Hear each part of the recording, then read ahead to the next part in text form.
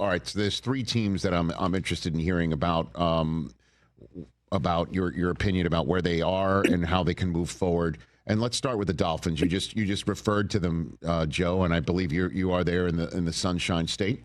What do you think their options are now? They bounced Chris Greer before the trade deadline. They trade Jalen Phillips away. Jalen Waddle is still there. You mentioned to his contract. There's a coach who's still under contract. We don't know what the future. Walk me through, read me the tea leaves of what you think the Dolphins have done and what their options are moving forward here. I'm concerned if somebody's rooting for them. Listen, the owner really has one job. They can do more. They can be helpful in many areas, but they really have one job. They have to succeed from a fan perspective, because all the fan really cares about is how many games you're going to win. And that is, he has to get 2 to 3 hires right. Depending upon your structure, you have to have a general manager, a head coach, and I think ideally a team president, all of whom are really good at their job, and then you will be able to compete with the best teams in the league. It's interesting to me because Steve Ross, I know reasonably well. He's a nice guy. He's a very smart guy. He's been very successful. But he has not mastered the ability to hire well at the top of his organization, now going back from the time that he became the owner of the team. And that's the reason they haven't done better.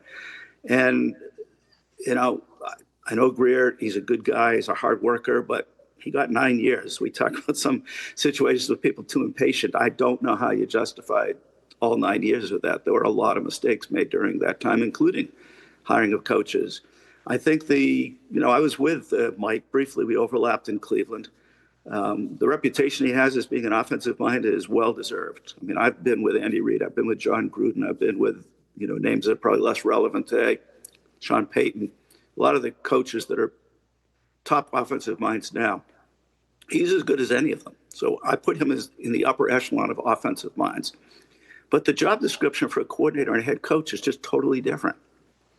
And if you hire a coordinator that doesn't have the abilities that differentiate the good head coaches from the good coordinators, then you're going to be disappointed. So Mike has done I'd say a solid job, but not what you'd be hoping for the day you hired him. And I think it's because some of the qualities he has as head coach, or you need as head coach, aren't the same strengths as he demonstrates when he develops his offense. Part of that should have been working with Chris and having a team building philosophy. From our conversations, to me, you got to dominate the lines of scrimmage. You got to have a good quarterback.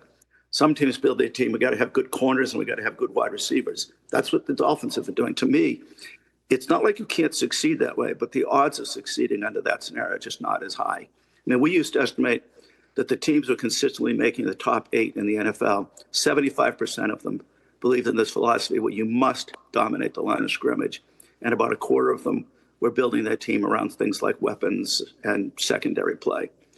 So to me, there is no real legitimate argument about what the right team building philosophy for. The Dolphins have not had that ever, as far as I'm concerned. They dabbled in it a little bit here and there, but they never made it like, we're not going to win big until we fix this problem. So I'm worried. It sounds like there's a real chance they keep Mike. I don't really want to take a shot at him because there are elements, what he does. He's in the top group in the league. But as a head coach, he hasn't proven to me he can do all of that. And, they're going to have to find a general manager, in my opinion. If they keep the head coach, it's going to be much harder to find the people there. And, listen, it's not a good roster. Well, I mean, so the Tua contract rests on top of all this. I mean, I understand about the command and control structure, and obviously that's crucial. I would never push back against you, but, you got to get the quarterback right. And what that contract is what, in your estimation? You want to finish that sentence? I mean, it takes a massively bigger cap hit over 2 years than we've ever seen, even more than what Denver did a couple of years ago. And it leaves you with no quarterback. So where is that? You have no quarterback. You have a head coach I don't think is quite good enough to get you where you're trying to go, and you don't have a general manager. Ideally, you'd have somebody who felt like, I don't think Tua is hopeless. Let's give it a year. We're probably in the early phase of, doing what we did to the Eagles, what the Jets just did. We're probably going to move. By the way, the Jets would have been doing the right thing if they had moved older players that had some value, maybe not as high. So I think they're thinking, again, the right way, but young players that can be a big part of a team in 2 years, 3 years, I would not move. The Dolphins don't even have any of those people to talk about moving. They have some people that maybe get something in the middle. I mean, I saw people talking about people they could get third-round picks for that they'd be lucky if they got a fifth or sixth-round pick for. I mean, Waddle, in my mind, is the only person they could have traded. And even there, the numbers are grossly exaggerated, but he would have real value in the trade market. They decided not to do that. So I don't know what they're doing. They're not acknowledging we're in a really bad place. We got to kind of tear down the house and rebuild it. And they're not doing anything proactive that makes you think in any short period of time they can get to be really competitive, especially now that it looks like the Patriots are going to be good again for a long time. I think Buffalo's going to be good for a long time.